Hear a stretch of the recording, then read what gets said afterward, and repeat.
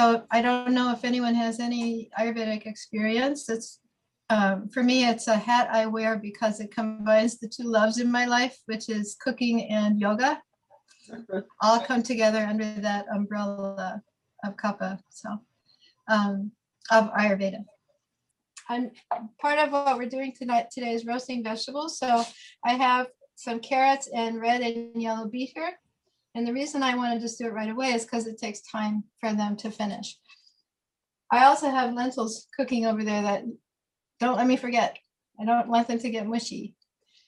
So when I cut the carrots, I did what's called a roll cut. And I'm going to show you how to do it because it's an interesting way. It's just something different, you know, to do. And hopefully, let me see. Oh, thanks, Carla. So you see how it has these two little flat surfaces, like a little triangle. And if my grandson was standing here, I'd say, look, Benny, owl eyes. Because when you cut them, that's what it looks like. It looks like you're looking at the face of an owl from the front.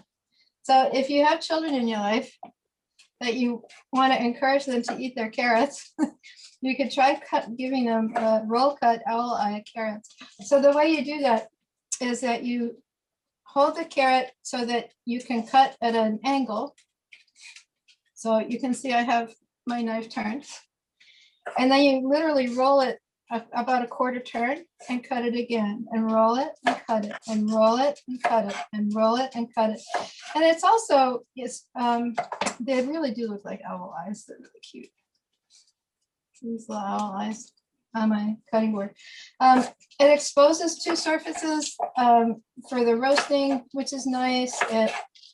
It's just an interesting, it's a little harder to do with a beet, but a carrot or a zucchini or something that's a cylinder makes it fun to do rather than just a regular dice. It's just a little extra skill to play with. So we're going to put a little bit, I'm using sunflower oil. We're going to put just a little bit of sunflower oil there.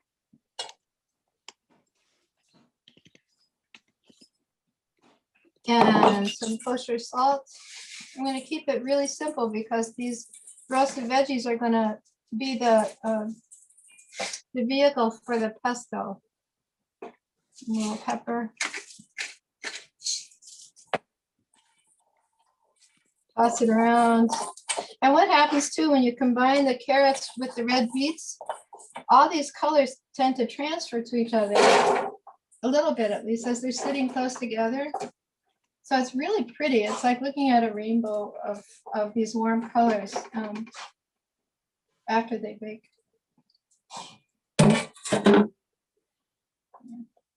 one that's too big. You know, the way the colors, sometimes you could say, well, if I don't want all those colors to bleed. Okay, so don't roast them together, put them on a separate sheet, but I think they're really pretty. And one of the things that we recognize in Ayurveda is that we don't just eat with our mouth, our taste buds, we also eat with our eyes. You know, we take in the beauty of a food, like even before they're cooked, they're so pretty. All right, there we go. Let me check the lentils. So, Kapha, as we started to say, is the season sort of heading into the spring in our climate. I'm going to drain the lentils. These are part of one of our kitcharis.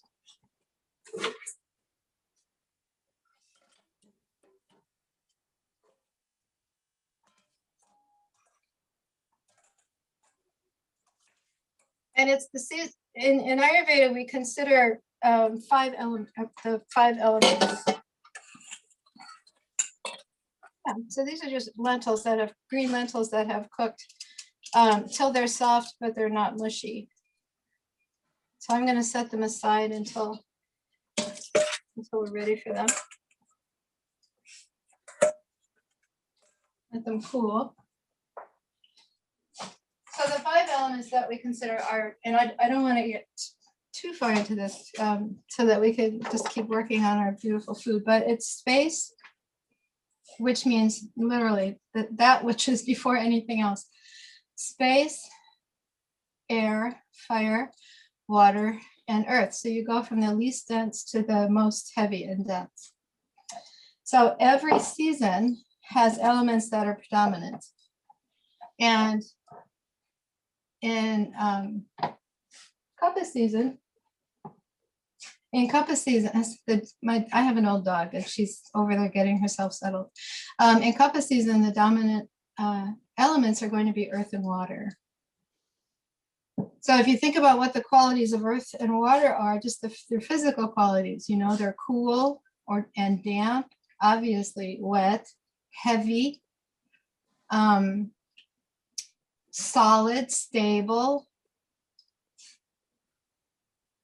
You know, that season of the reawakening of the earth and all of the fertility of the growing of plants, etc. So in the human body, some of us would have those elements in predominance.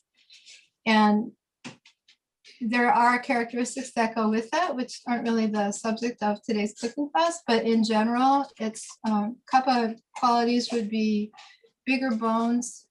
You know, it's a person that has sort of bigger bones or is just very solid, stable. Some of the imbalances of Kapha would be things like congestion. God, I might need my attention, sorry. A little bit of, in a simple way, like mucus congestion, or just a tendency to be heavy, feel heavy, or have more difficulty with weight. Perhaps it's easy for you to gain weight and harder for you to release it. So when we talk about the season, which is really the focus of our food, we want to eat foods that will balance those elements of Kapha. And the way you balance or pacify the Kapha dosha is the word that means the attributes, is that you go to foods that are not heavy. And those would be the foods that have the taste of bitter, pungent, and astringent. So some of this is just written in general in the document that Carla has shared with you already. So we've chosen foods, I'm putting the oil away, we've chosen foods that have those tastes. Bitter, pungent, and astringent are going to be things like leafy greens, lentils, beans, legumes, some grains, less wheat and rice, more things like quinoa, barley, millet, corn, etc. And that's in your documents, that general information. So that's our emphasis. But the other piece that comes as we're going into Kapha season is that we have now lived through this cold, damp winter. And so no matter what our individual attribute or dosha is, we're going to have gained some of those heavier elements. And we go into the spring season and suddenly everybody has a cold, or they have an allergy, or they have, you know, this going on or that going on, something that's congested. And so we want to accommodate that by trying to choose a diet that's going to balance that. So the foods that you would be avoiding would be very, the foods that have the taste more of sweet, which is considered a heavy taste. And of course, we're trying to stay light. Sweet and salt and sour are on the lower end of the foods that we favor for the season. Okay, so the beets are in the oven, and I thought we'd just start with some of the prep for the things we're going to use at the end. So we'll start with the salad. If you have your recipes, if you want to look at that, we'll make the salad dressing and supreme the oranges. So I have a blood orange and a carrot orange. Now, having said that we have we want to predominantly favor tastes that are bitter, pungent, and astringent. I know that this menu is not everything like that, but the truth is, we don't want all of our food to be bitter, pungent, and astringent. I mean, we would become sort of sourpusses if we do that. So we try to keep a balance of all 6 tastes. It's just that we're emphasizing those others. And one of the ways that we're doing that today is with the lentils that are in the kitcharis, and the kale come into that category. In the bittersweet salad, the greens are largely bitter, pungent, and astringent greens. And we're having the pears because life we should have pears. And pears are considered an astringent fruit, even though we're making we're poaching them in a liquid that has sweetness, but we're not using any sugar. We're just using some fruit juice for that. So I don't know if you have experience with supreming oranges, but I thought it would be fun to show you how to do it.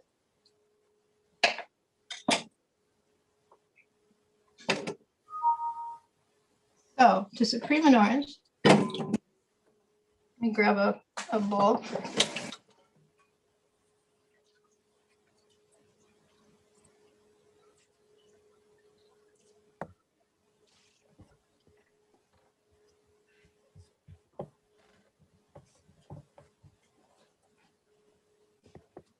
You want to take off the peel.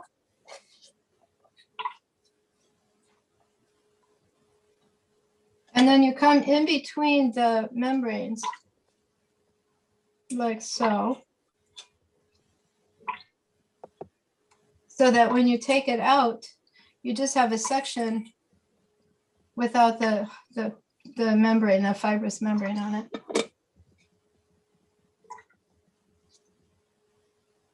And you do it over a bowl because you're going to be dripping juice.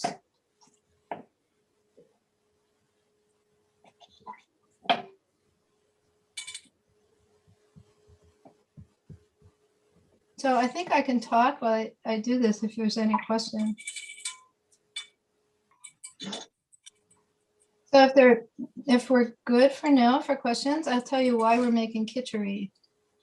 Kitchari is the Indian version of rice and beans, and I did write about that a little bit in your handout. But kitchari is not just a staple, a traditional staple food. It is also a medicinal food if it's made in a certain way. I'm squeezing these membranes to get the juice out of them. There we go. We're going to use the juice in the dressing. It's a cooked dressing.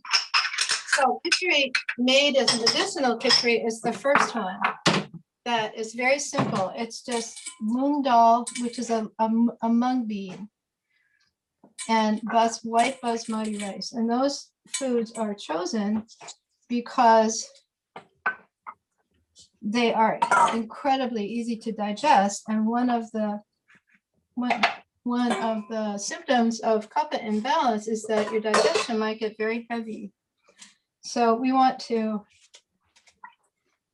consider that. And oftentimes people who are using Ayurvedic technique will decide to, at the turn of seasons into the spring and into the fall, do a cleansing diet. So this kitchari recipe today is extremely digestible. It's designed as a food that puts like as little strain as possible on your digestion. And that's good to know, even if you're not trying to do a cleanse, but maybe you've just, you've had it's like at the holidays when you eat too much rich food for a while and you get to the point where you just feel so heavy in your digestion, in your intestines or whatever. And it's a good idea is lighten up, have a little kitchari, let your digestion rest and recover and restore itself. So from a medicinal point of view, this one has the ease of digestion, but also the spices that are so healing. They're warming spices, which we want when we're too cold and damp.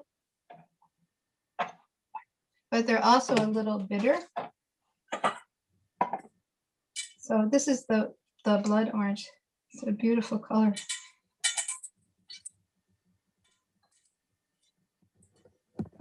And I'm going to be collecting all this juice, which we're going to use in our salad dressing.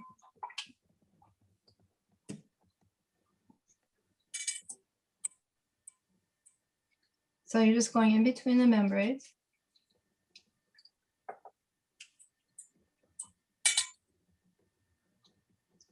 Getting the sections without the fiber.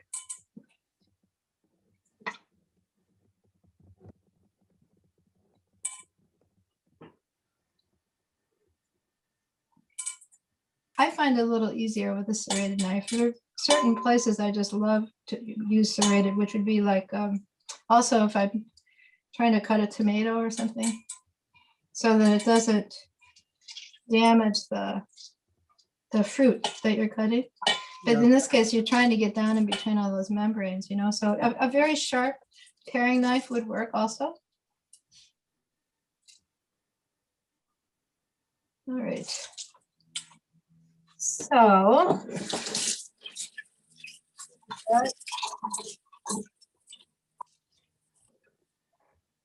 then we're going to need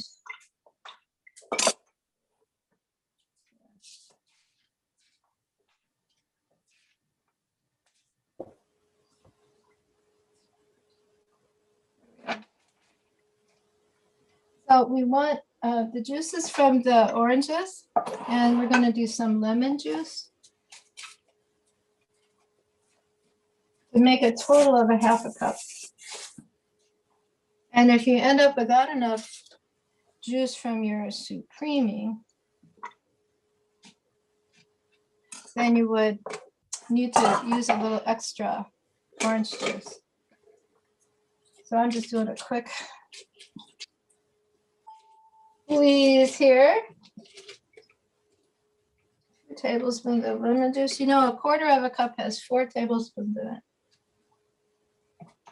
So 2 tablespoons would be 1/8 cup, or half of that. There we go.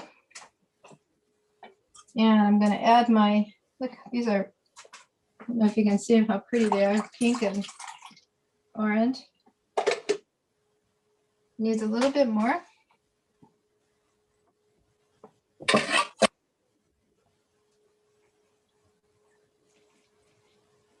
And so this has a little bit of maple syrup in it. And it's 2 tablespoons of maple syrup. So just in general, I try, there's times when I would use a sugar. It's not like I would never use it, but you know, there are so many other great alternatives that have some nutritional value or that have a lower glycemic index. Maple syrup is definitely a little lower than sugar, than something like table sugar. It's not super low by any means, but it's a little bit better. And it's 2 tablespoons for this whole pile of salad. Okay, so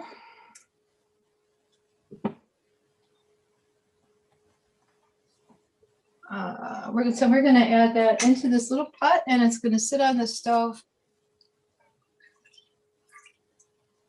and simmer, and it's going to reduce by half.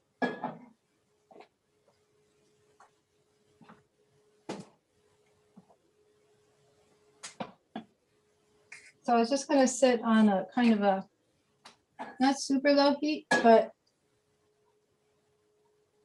Cathryn, can you say a little bit about, we have a question, is agave a better lower glycemic index option? Agave does have a low glycemic index. There's a lot of question about agave. So I don't actually recommend it. There was, and that's, I'm just telling you a personal preference. if, you know, if you've tried agave and it's something that works for you, that's fine. I'm putting just a little salt and pepper in this. But there were some questions at one point about the processing of agave. Apparently there was some pretty serious contamination. I can't recall, I think it was arsenic or something that was found in the processing. And, you know, there are lots of options. There are lots of options. Brown rice syrup actually has, because it's rice, it actually has a pretty high glycemic index. It's surprising how high it is. I was just reading that because when I was deciding about doing these pears, I wanted to be careful, you know, to not overdo the sugar values. And so I haven't disappeared. I'm right here. Mm-hmm. I have a small kitchen and a small iPad. So let's put these to the side. I have the liquid turned on here, and it's just gonna bubble away there. It started at about a medium heat and then let it reduce. Okay, so the ones there are a couple that are really good. Like for example, dates are an excellent sweetener because they are so high in fiber that their glycemic index is low because your body, that's the reason being your body isn't processing it as fast as it would without the fiber. So it's not that they're not sweet, they're very sweet, but they don't raise your blood sugar, which is what that means. That's cool.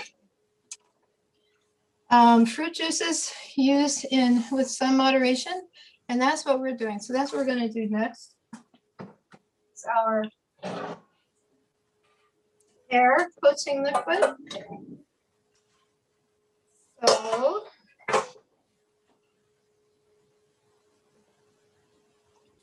we're going to move into the pears and get that going. So what I'm using, you can use pear juice, or I used a pear nectar. And pear nectar is a combination of like pear juice, apple juice, grape juice, white grape juice. It has because it's a fruit juice, it also has a nicely moderate glycemic index. And of course it tastes wonderful. So, and we're poaching pears. It doesn't get better than that, right?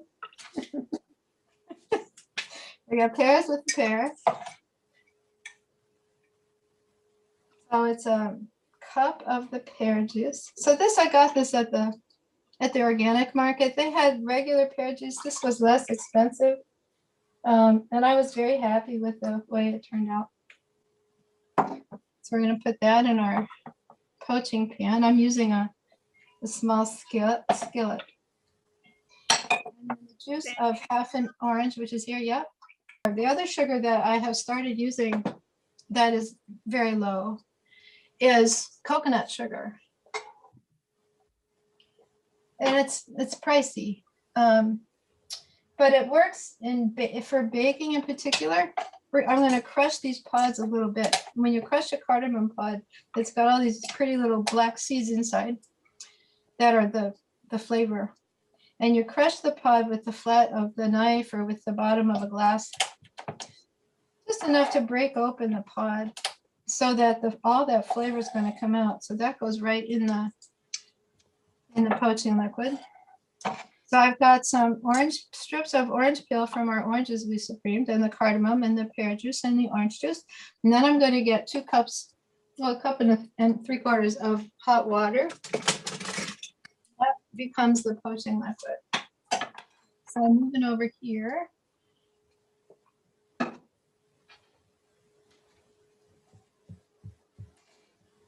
I can get some hot water.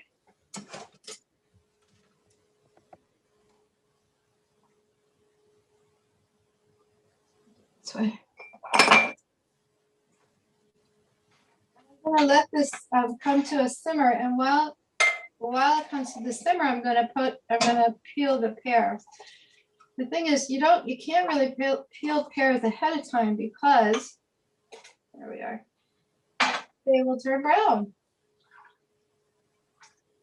So you get this poaching liquid, which is really simple. Pear juice, orange juice, water, a few cardamom pods, and your orange peel. You get that going. And then you do the pears, so that by the time this comes to a simmer, the pears are ready, but not before. In this case, I've made this with Danju pear, which is absolutely delicious, and also with Bosc pear. So we use the Bosc, where we're just going to peel it and cut it in half. Yeah. Okay. No, not really. I've just never made in my chefing years, I've never really made poached pears without peeling them. But in part, it's because of the type of pear. So a Bosc, but it would be interesting to try. I mean, I would encourage you do it. Try it. See what you think. Usually the astringency of the pear is strongest at the skin.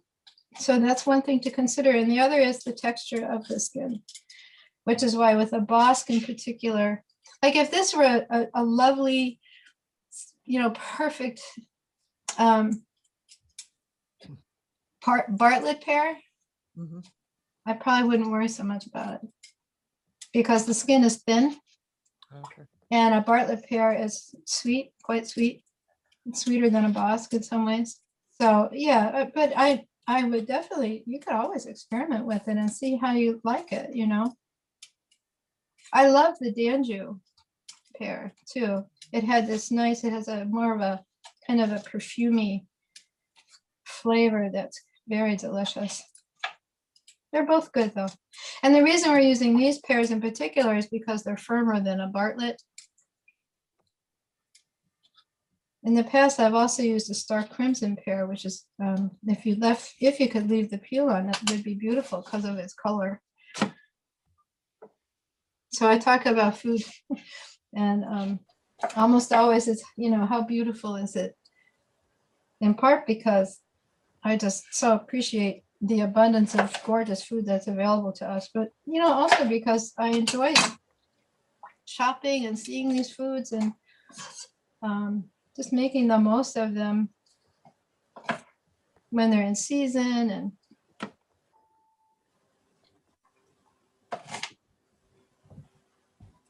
so I cut it in half.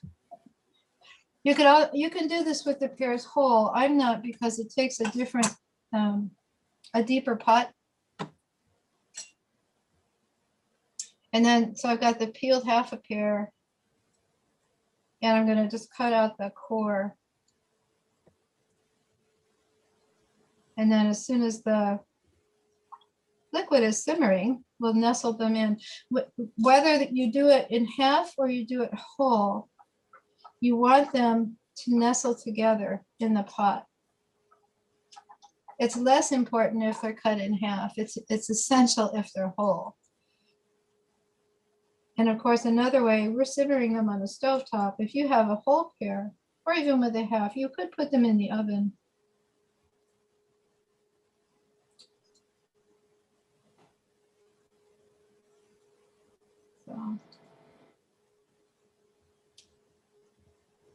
So this particular Bosc pear has kind of a tough core.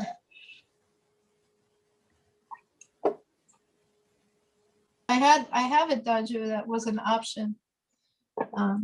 Since I'm only doing 2, I opted to do them. But Danju pears make a wonderful poached pear. Really, really good. Well, that's a good question. I don't know. I mean, so when we do this with the pear, we do it in part because we like the texture of the cooked pear in the liquid. And an apple, of course, is a little bit different when you cook it in liquid, right? Mm-hmm. So that would be something to consider. Obviously, I wouldn't use pear juice. I would use apple juice. And then I would decide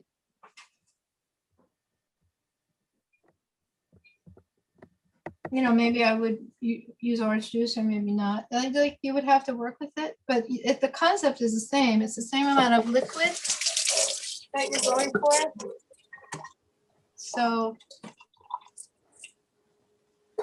okay, so my simmer is not quite at a simmer. So we'll just set these aside for a second. Put them in for 350. Well, of course, it depends how big your pears are. So 350,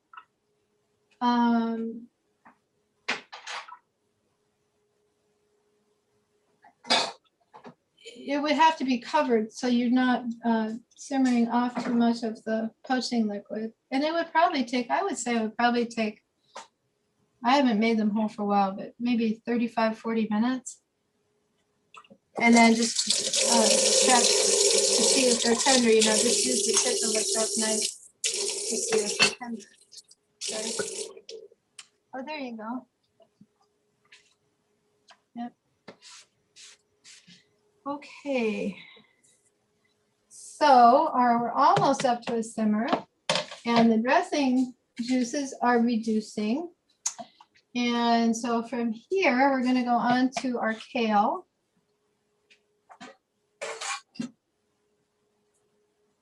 For the pesto. And so I started the kale, but I kept some uncut because I just wasn't, I don't know, if you're familiar with stemming lacinato kale. Lacinato would be the better variety of kale to use for this, as opposed to the regular curly leaf kale. I'm not saying you can't, but the lacinato is a little bit more tender, slightly less fibrous. So, the kale leaf has this lot, these are all washed and they're organic, but it has this thick stem, right? And so when you're cooking and using it in your food, you might still want to take out the thicker part of the stem just because it's more tough. And certainly for our pesto, because all we're doing is blanching the kale really quickly, we're not going to be cooking it long enough to tenderize the stem. So you take the stem out. So you can either fold the leaf in half like this, and so that rib of the stem is easy to remove, or you can run the tip of your knife down either side and do it that way.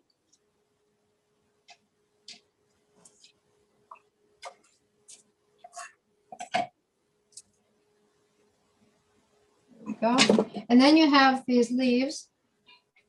And this is just, of course, part of what is needed to make the 4 cups of kale. It's already started. But then you can take the leaves and you can roll them so that it's easy to cut them. So we're just chopping it because we're going to be putting this in the food processor later. But you're just chopping it maybe an inch or inch and a half in thickness coming up. And if these leaves were super wide, I might give it just one more chop down the center, like so. And there's the kale. So it looks like all good things are going on over here. Do you want me to, I can bring it over and show you. Let me see what I can do here. So I'm going to put the pears in. My goodness, I might need to pour some of this liquid out. It's a little full. I don't want it to overflow. That would not help us.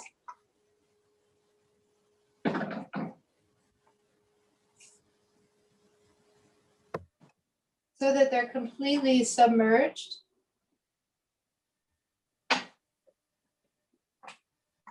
And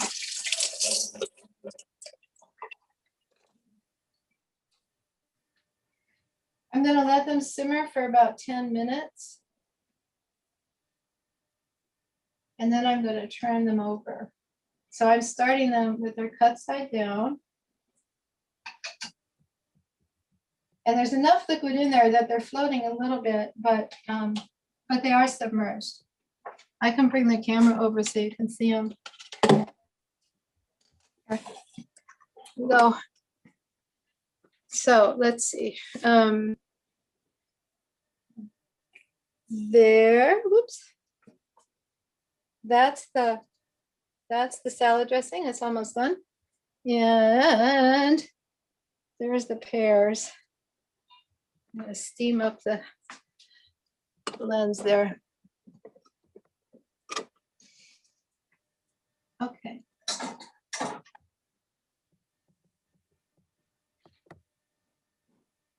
So this is very close to finished. It's just another few seconds, the salad dressing. Remember, we're reducing it by 50%. I think it probably is about a quarter of the cup now. Let's see.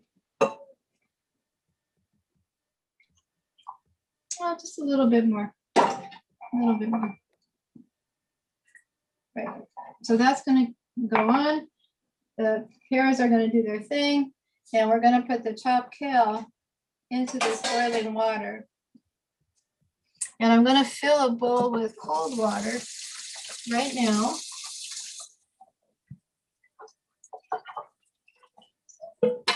So there's, and very quickly, I'm going to be taking dumping the kale out of that hot water. All we're going to do is blanch it to make it turn a bright green color.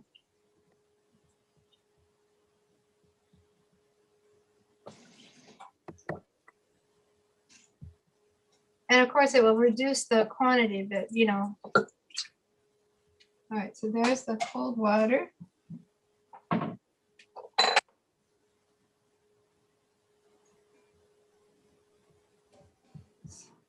up to heat. You'll see it when the dressing is reducing. When it gets really close to the having reduced about a half the juices, you can see like they're gonna, you know, it's bubbling, it's simmering, and the bubbles are gonna get, you'll see it's getting thicker because the bubbles are gonna get more tiny and more condensed. So that's usually a signal to pay attention that it's almost there. Okay, here we go. So you drop the chopped kale in the boiling water. Oops, not in the pears.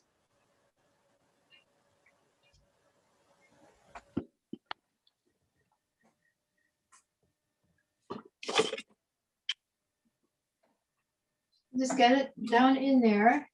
I wish you all were here and I could just show you all of this even better. You know, we missed But- the middle. Well, that's the worst part. I know, because everything smells wonderful. That's the worst part.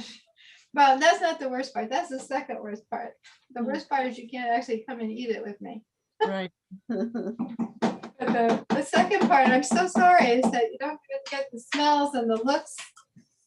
And I think I'm going to take our roasting veggies out of the oven now as well and set them over here. So, and everything else is doing its thing. That kale is just 3 minutes at the most, and out it comes. So as soon as I get these root veggies set down, I'm grabbing the kale pot. Yeah.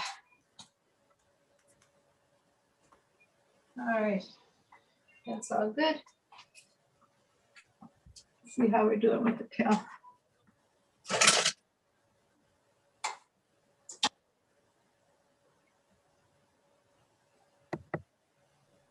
I'm gonna let it go just another few seconds.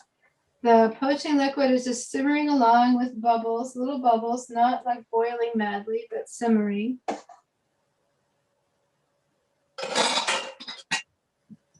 Our juices now are good to go for the salad dressing.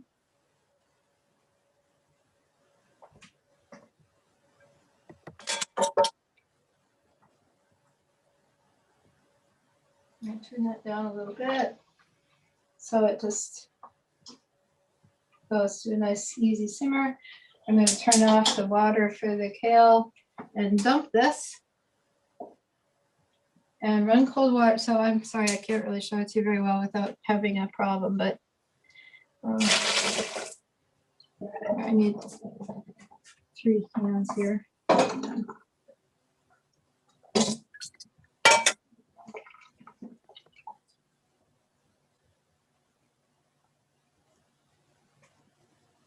but you'll see it when it comes out. So lots of steam over here. This is where the sink is. And I'm running cold water to right away start it to chill it. Because if it sits there hot, you know, it's not going to stay this beautiful green for long.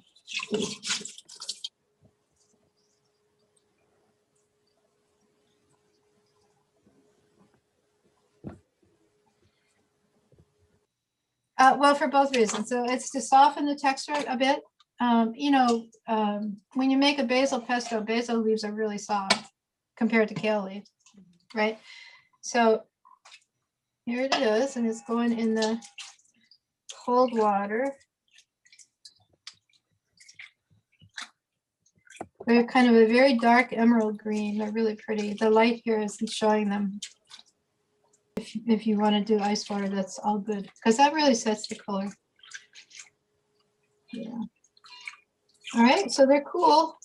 And I'm going to pour them back down through this strainer, because we know we want all the water as much as we possibly can to drain out of the kale, because you don't want to have watery pesto.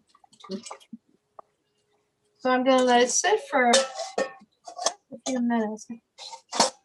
Can't really see it. Get the water out, and then I'm going to squeeze it. Oh, okay. And strain. So you're still, you know, when you do that, then you're still breaking down the fiber. But kale would be a vegetable that we consider astringent. So it fits, all of the dark greens have a quality of astringency to them.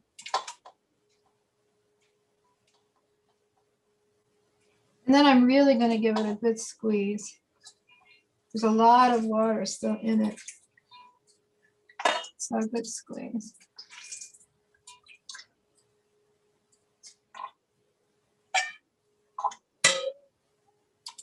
Okay. And then follow me over here to the food processor. So the kale leaves go in there. They're squeezed out as much as I can, get the water out.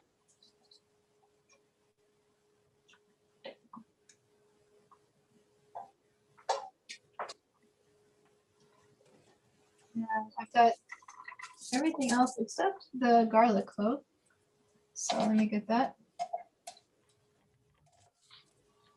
You know the really easy way to get the peel off of garlic? I'll show you. You take the clove with the skin on it and you smash it. When you smash it, the papery peel just comes right off with the flat of the knife. Okay, and so we put in this garlic. And these are toasted walnuts. I chose walnuts because while nuts we kind of minimize too much nuts just because they're so oily. And if you're trying to pacify Kapha, turning the pears, you don't want too heavy oily. You know, we're trying to take a little break from that in these food choices. But walnuts are astringent nuts. Oh. And for the amount of nuts that we're using relative to what we're going to get out of it in terms of servings, it's all good. And you, as I said, you don't want to lose it at the six tastes. You still want them. I'm putting in a little bit of basil. I'm going to go ahead and start it whirring before I add oil. I am using Parmesan cheese today, but I have done it with the nutritional yeast and it works. It makes a tasty alternative if you don't want to use cheese. Again, that's something that we would keep on the more minimal side for Kapha. So here it goes. It's going to be noisy.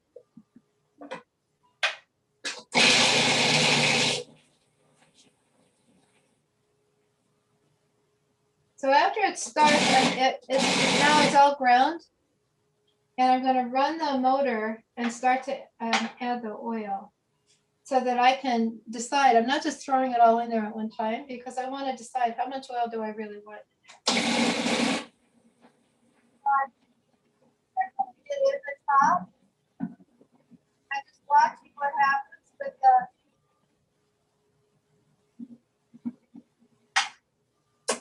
with the pesto.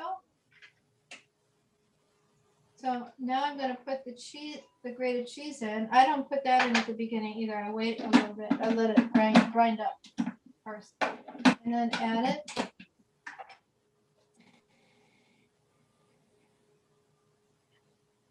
And then it's still a little dry, so I'm going to run the motor and add just a little more oil.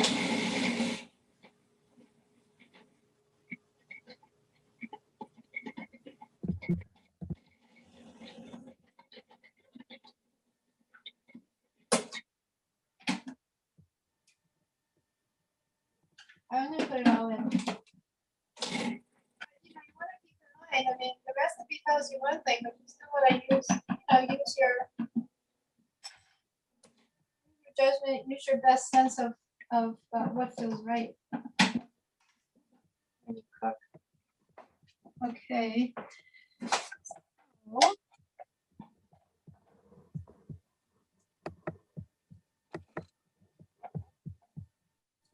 I'll spoon this out, and hopefully you can see it. It's a very pretty color.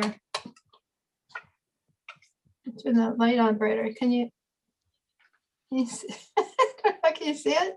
Yeah, it looks nice. and It bright. smells wonderful. Mm. It smells very fresh. It's very bright green.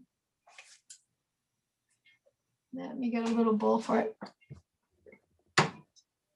This makes about a cup of pesto, pretty much a cup.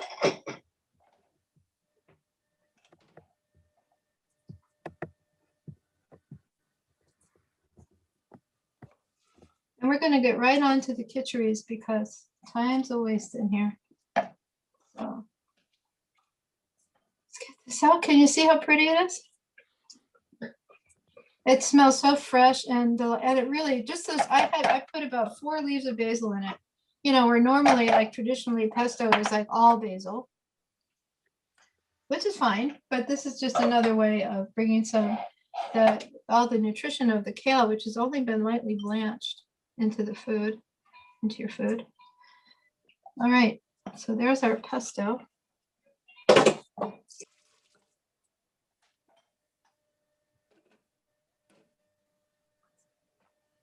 Pears are sort of cooking along.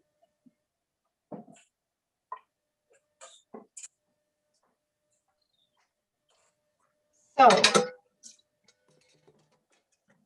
our kitchari. We're going to start with the first one.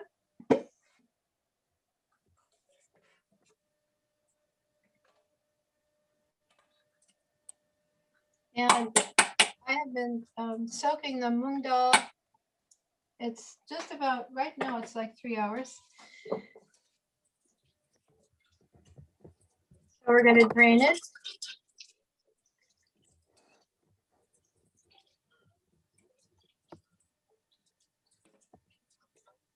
And I've also soaked the rice already.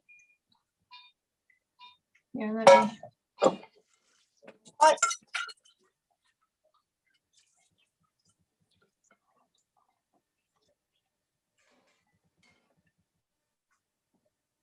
The mung dal is this yellow dal.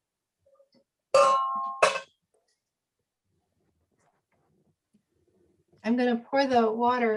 So it's been soaking, and the water gets kind of a little bit, just a little cloudy. You do rinse it first to get any milling debris off of it, or from the processing. And then you drain it and you rinse it one time at least, and you drain it again. And the basmati rice, commonly the way we rinse basmati rice is I rinse it like between 5 and 7 times until the water starts to run clear. And we do that mostly because, again, in the processing of the rice, here's my rice and my mung dal. They're going to get added together. So I'm just going to put them together. You can use any kind of legume you want, but if you're doing it for, this is the medicinal one, I would do mung bean. So mung dal is a mung bean that has been split and hulled. And that's what makes it so digestible as compared to other dals or other legumes. Okay. So let's get the pears out of the way here. Come over here.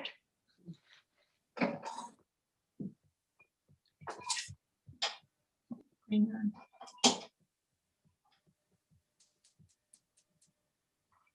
All down.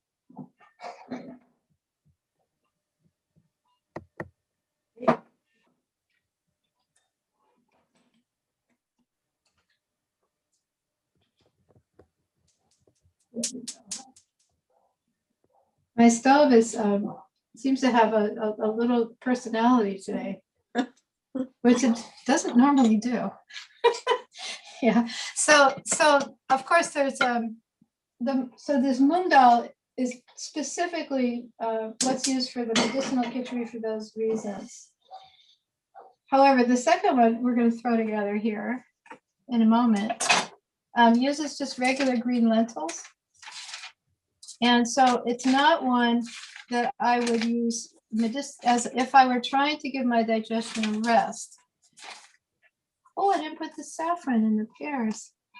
I'll do it right now. Ah, I realized I forgot. The traditional kitchari we're really using as that cleansing, as that letting your digestion rest. So if, for example, if you've been ill and you've not been digesting food well, and you need something that's a very nutritional food to try to, bring yourself back in to eating again, that would be a great food to use. Or if you're cleansing, if you're feeling the need to just give your body a rest, give your digestion a rest. The lentil one with the saffron is just a really, really yummy food. That's not about that. But it's another way of having this combination of basmati rice and a different lentil, a green lentil, that's not soaked. And so I kind of wanted to show you, when you hear about kitchari, you hear about it from the perspective of its medicinal uses most frequently, especially within Ayurveda. That's where you would hear of it. But it's actually in so many other cultures, like the English culture or British culture calls it kitchari. And this recipe I use is based on something I got out of Ottolenghi, where it's got saffron in it instead of, some of the other more Indian spices. So it's Middle Eastern.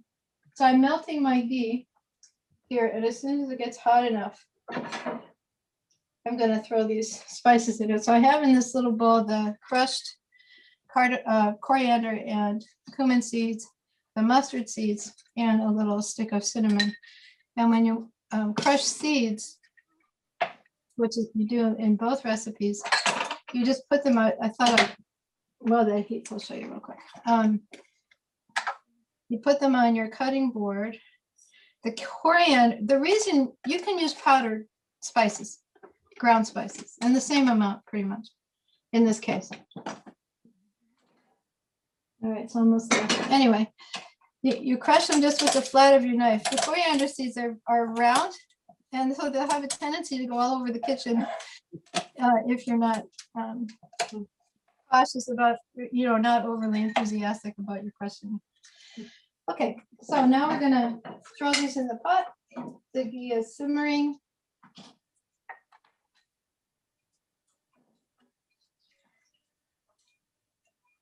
And instantly, the reason you use the whole seeds in part is because their flavor is just fabulous. And the minute it hits the ghee, you start to smell them. I've lifted it up off the heat just a little bit so it doesn't. I don't want them to burn. And then you're going to go right to this is the mung dal and the rice. You get some water. Because the mung dal and the rice are both soaked, this cooks really quickly. Okay. Sometime when we have another class, we'll talk about ghee. The last class we did, I talked about making ghee, which is my preference. I use enough of it that I don't want to buy it. So this is just not, I don't, if I were quiet, can you hear the seeds? They're popping. Okay, and so the seeds are popping. In goes the mung beans and rice. And I'm going to stir it around for a second. So that nice spicy ghee coats. I'm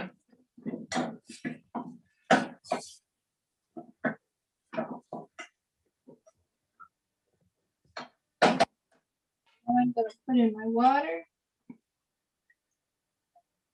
I'll turn it up a little bit just to get it going.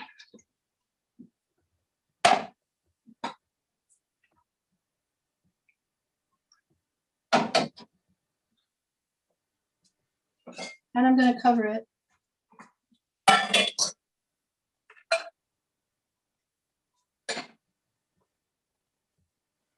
So that's going to come up to a boil, and then I'm going to turn it down to simmer. And I want to look at the pears. They've been just going along here. Not quite then. A little more time. Some of them are thicker. Okay. And then we'll go ahead and put together the second kitchari. I'm going to give myself a timer here. So the second one is this, the same concept, but very different. Very different. So here we start the same way.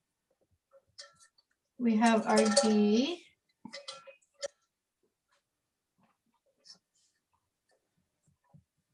And different spices. Oh, before we put the ghee in, so this is something interesting that I tried because this is a technique I've never seen done before with saffron. But it says that you put the saffron in the dry pot before the ghee. And ghee is, yes, clarified.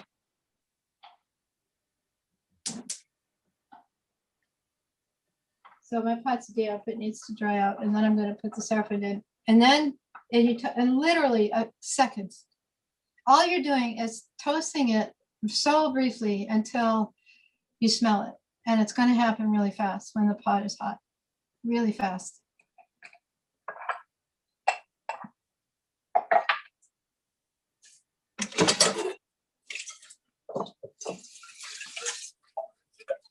I'm also getting a little pot of water ready for the asparagus.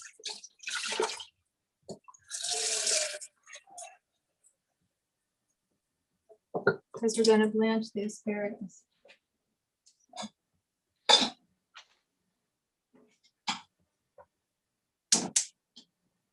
Okay, so my pot is hot. And you know, saffron is like gold. I mean, it's so expensive. You try not to waste it by burning it. So let me get everything ready here. Here. You know what? If you want saffron, get the real thing. It's worth it. So this little tiny jar is $11, but you use it by the thread. Sometimes, Just make sure it's really saffron, yeah, because there's a lot of imitation, cheap imitation out there. yeah. And you know, I don't eat it every day. I mean, this saffron will last me for a pretty long time. I used more in the last 2 weeks when I was playing with these recipes. So it's just, I'm just gonna let it heat until I start to smell. Well, yeah, although you can't always tell from, you know, often you can't even see it. Yeah. So already I'm like, okay, I can smell it. The pan was hot, and now I'm going to take it off the heat for a minute while I get my ghee in there. So this recipe is just more luxurious in general. I love the flavor of saffron. I'm just a big fan of it. And of course, saffron loves us too in Kapha season. All right. So we'll get that going. This uses also curry leaf, which the only place I find curry leaf is at like an Asian or Indian market. When you buy it, sometimes it's a giant bag. So what I'm using today is dried, but that'll work. And then let's see. In here is the cumin seed already crushed, fenugreek, which is a really interesting flavor. It's a unique flavor. And asafoetida, which is used in Indian cooking in particular. And it's an interesting spice. It smells horrible. If you smell it, you're like, why would I eat that, right? I'm gonna give that just a split second, and I'm gonna real quick. I'm using a shallot for the onions, so that's just gonna heat those spices quickly. Let's turn it down.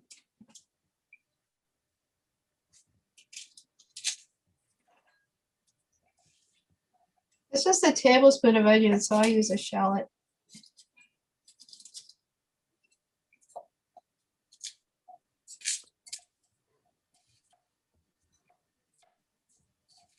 There we go.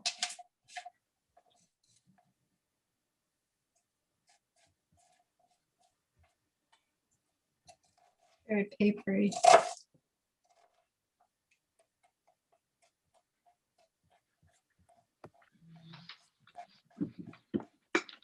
There, a tablespoon of half a shallot makes a tablespoon, and that goes. And that just stirs around for a few moments till it softens.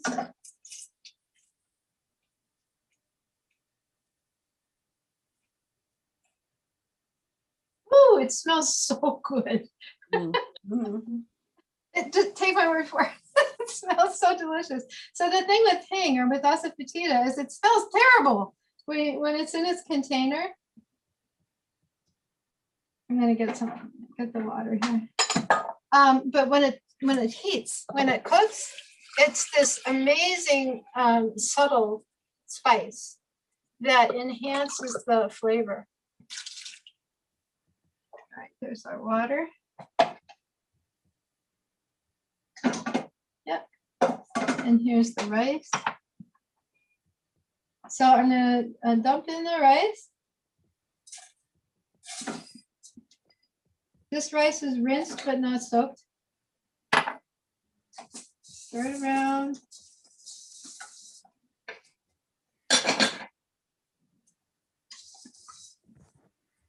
Put the rice. Pour in the water.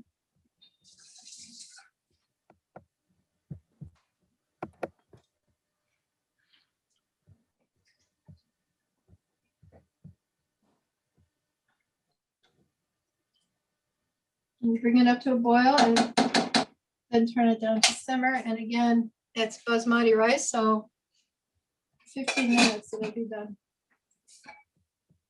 All right, this one's going now.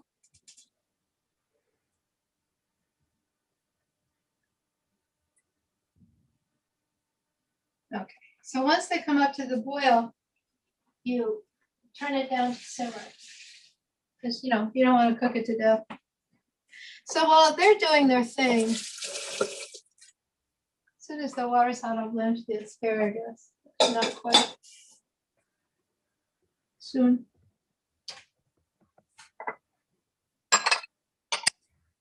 I have pre-cooked the lentils, by the way. I was going to have a shortage of pots and burners, so I went ahead and they're already cooked. They're sitting here ready to mix in.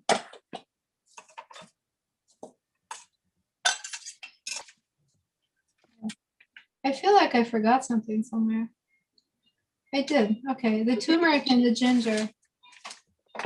Right here. And I'm just going to put them in right now, which is fine. These were in the first kitchari.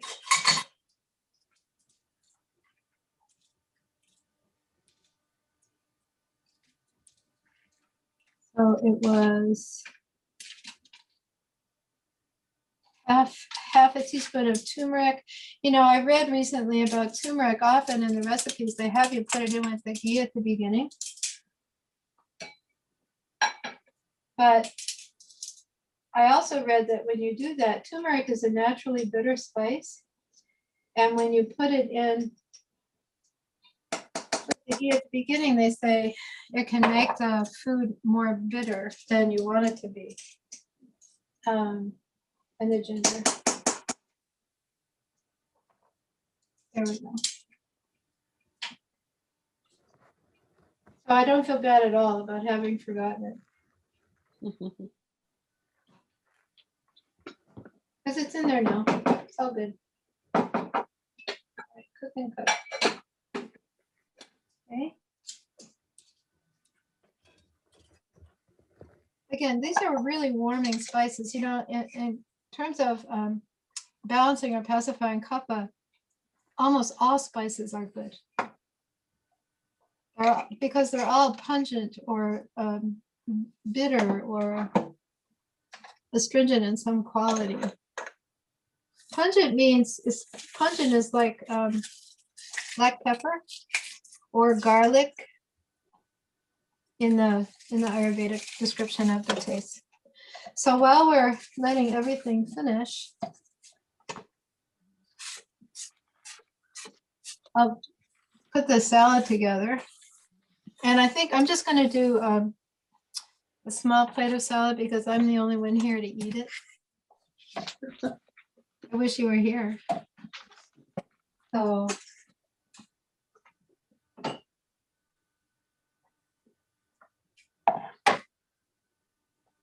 these are my greens. And a plate.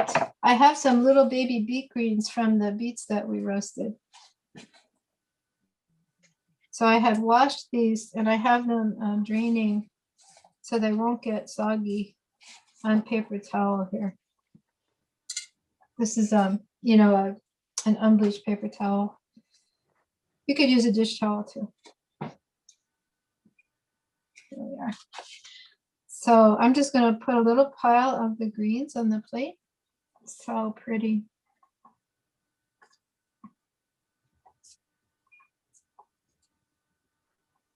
There's also some nice sprouts in here. I used some sunflower sprouts. These pretty little sprouts, so perfect for the spring. You know, if you're, I called it lighting up kapha because we talk about a quality called tapas in yoga and in Ayurveda. Tapas is the quality of radiance, of heat and light. And that's really, when you come from those dark, cold, damp days of winter, isn't that what, you know, the natural cycle is? That the spring comes, the sun comes out, the plants start to grow, that life energy starts to bloom again with light and heat. Ooh, that looks good. It's coming along. Do the asparagus in just a second. How's this? Cooking quickly. Turn it down. Okay. So when you're doing the salad, you put the greens on the plate. And I am splurging and using best quality olive oil because life is good. And we're using, you know, just a little bit of a very nice oil. So I'm only dressing a small amount. So that quantity that's listed is if for like that whole big bowl of greens I had. So I'm just going to drizzle a little of this over the top.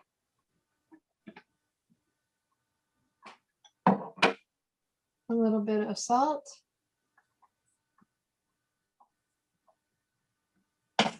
Some ground pepper.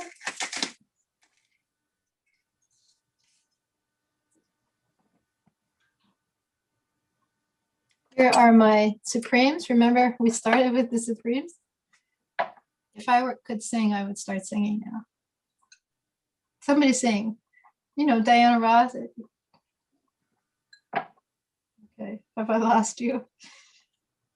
So I'm going to put on the Supremes.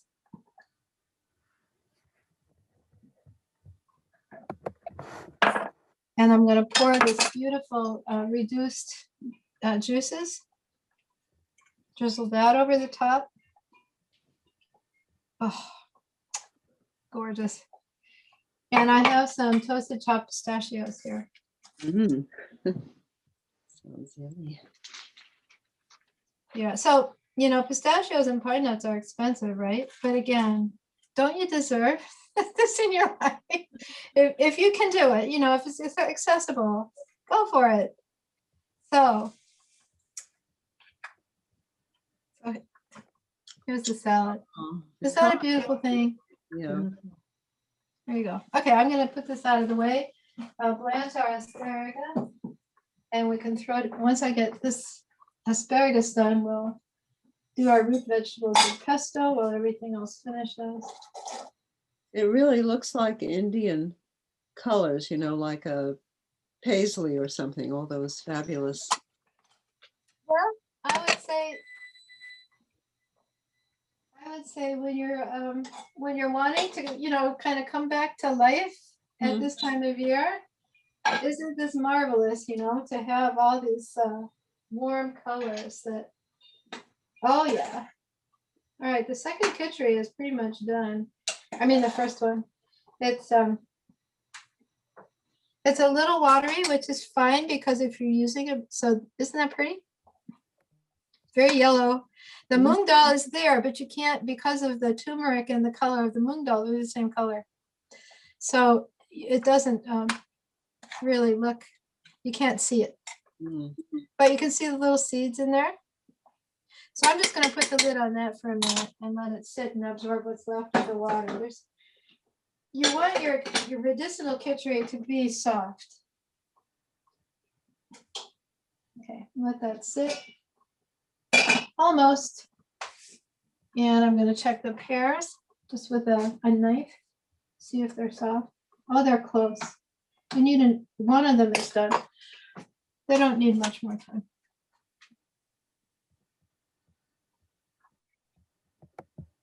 I'm turning them again just to make sure they're in a happy bath. And this one that's looking more done, I'll take out. They're about 25 minutes. They take a while. Once the and I'm not sure how long they've actually been on there. I wasn't really looking at the clock. But they say, 25 to 30 minutes because they're just at a low simmer. And Basque pears are hard, as opposed to like a Bartlett. A Bartlett pear will probably be done in 10 minutes, But the nature of that pear is that it is hard. Okay, so the first one is out.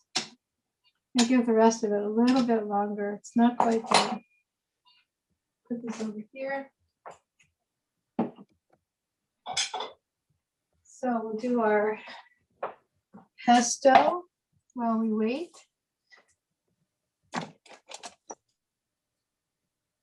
Our roasted veggies in their bright colors.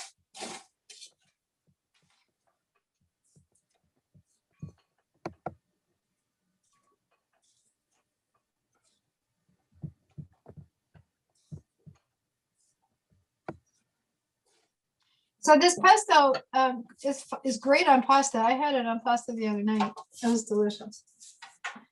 If you are, and when I say, so I think one of the points I don't want to create confusion. So some of us would have a dominant kapha, what we call a dosha, which means that we might more carefully adhere to some of those suggestions about which are the foods that are most supportive. If you are not a dominant kapha, but you know, you just want to respect the fact that we're going into a season that is going to be more stressful in that way on the body. So here's our pesto. I might need a bigger bowl to mix this. Anything you want. Roasted potatoes, awesome. Now, when I put it on my pasta, there was a little bit more of the water from the pasta. Mhm. And so as I'm mixing this, it's a little pasty. And so I could put in just a couple drops. Oh, I need to do my asparagus. A couple drops of hot water, which I just happen to have some right here. And that'll thin it a little. I wouldn't add more oil to make it thinner because it's already got plenty of oil, you know, and we're avoiding overdoing the oil thing. So I'm going to drain the asparagus and then cold water on it. So on the, as I said, so when I cooked my pasta the other night with the pesto on it, I kept just a little bit of the water from the pasta in the bottom of the pot after I drained it, so that I could dump the pasta back in, stir it in the pesto, and it was just nice because it just coated the pasta without being tasty at all.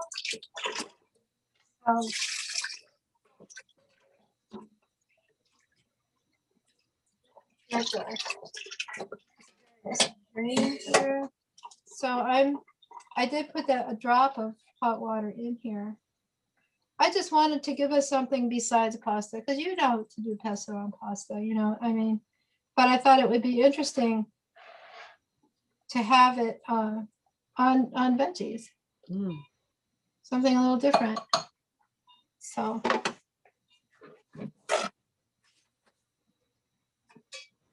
Woo, this rice is cooked. Oh my God, it does smell very nice. It's very fragrant with the saffron. I think that's one of, I like the taste of saffron, but I love the smell of saffron. There we are. So here's our roasted roots with the pesto. I'm going to show you everything in a second. But I do want the rice to just sit for a few seconds there.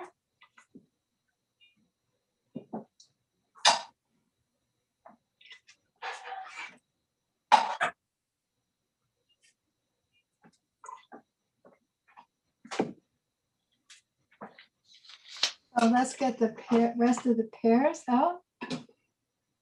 And now they're nice and soft.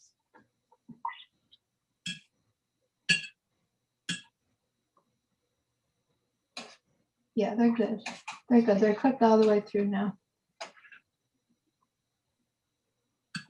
The other thing was the foods that I had chosen today all tended to be brown and green.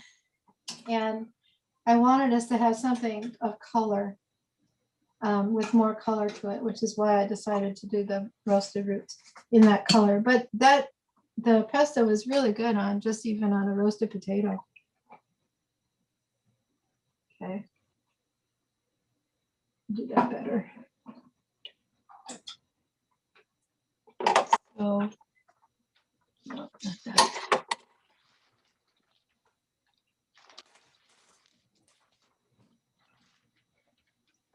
Here's our pear. I'm going to put a little of the poaching liquid over it so you could look at it. So here are the pears. Now, if you had like a little sprig of, you know, mint or something pretty like that, personally, I especially enjoyed a couple of weeks ago or so, a week ago, Smith Center had put out the newsletter, and there was, I had put a ginger cookie recipe in that newsletter. So when I eat these pears, one thing, and I eat them with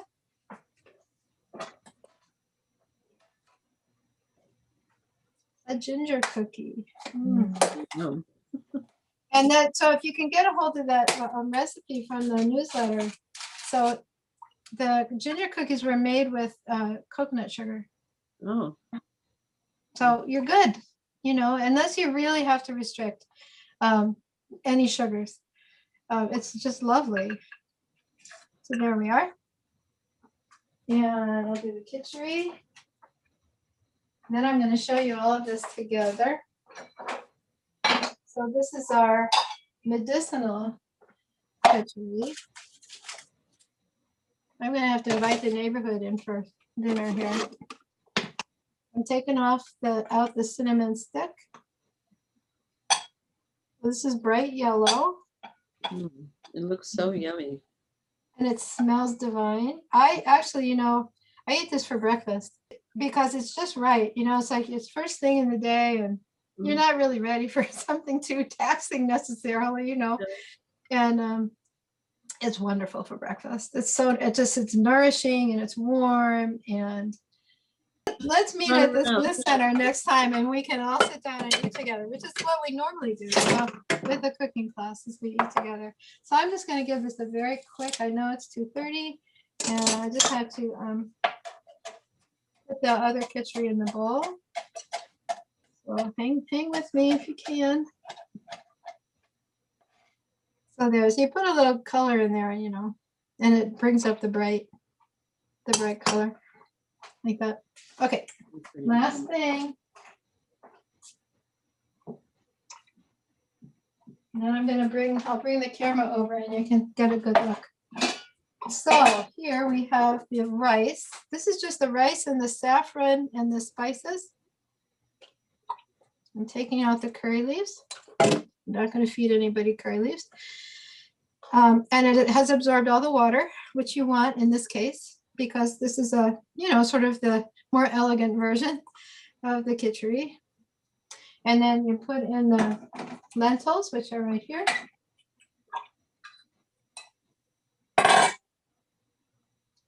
And the lentils kept their shape. So they're soft, digestible, but they're still in their whole shape, which is essential. Otherwise, you're going to just have another version of the other kitchari. And then we have the asparagus right here.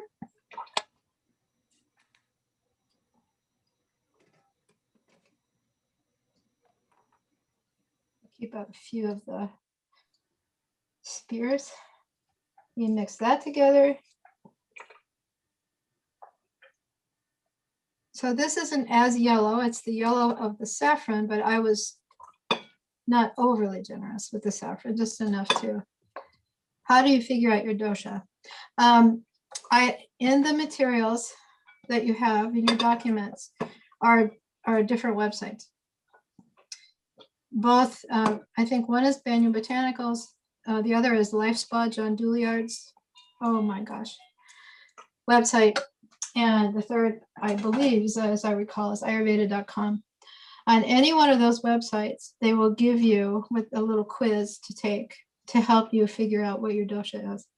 So, of course, I can't see you all, and I don't know everybody. I know some of you.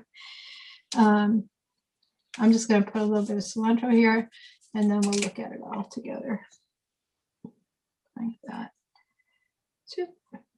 Okay, I'm bringing the camera over so you can see what you made today. Are you ready? Oh yeah. It's the best. Well, considering that we are limited in what we can do, let me see. Can I get to? Can you see it all? Oh, beautiful. There. Yeah, really nice. Oh, the colors are gorgeous. So the yellow on the bottom of the frame is the medicinal kitchari, and you see the vegetables with the pesto, the salad, the lentil saffron kitcharis on the top with the asparagus and the pears. Super. Beautiful. Yeah. So winter is ending. There's lots of warmth right here. So in India, what would you drink with that? Do they drink wine or tea? So in Ayurveda, we actually don't really drink much liquid with our meal because it dilutes your digestive capacity. You're diluting your stomach acid. But if you are going to drink something, usually it would be room temperature water that you might just sip as you need. Having said that, if you want to celebrate this food with whatever beverage of choice you wish, of course, you should do that. But No, I'm always curious because a lot of cultures don't have fancy beverage with a meal. right. That's I'm just off the top of my head. That seems more European to me. Although I could be wrong. I don't know. In this country, I remember for most of my life as a child, we always had a glass of milk with every meal. That's strange. Yeah, I was just going to say for children it would be milk and adults water. Yeah. And the other, actually, to keep in mind, water with a little lime in it, like a little wedge of lime. Oh, that's the other thing. I meant to squeeze lime juice. I'm sorry, I forgot. You would put a little squeeze of lime on the kitcharis, and that's going to just make their flavor so bright. So that's written in your recipe, but I neglected to do it because I was rushing. So. Well, this was a great tour de force. Really nice. Thank you all I'm so gonna much for put on- joining us. So I can see who's talking. Yeah, thank you so much, and thank you, Cathryn. Everything is so beautiful.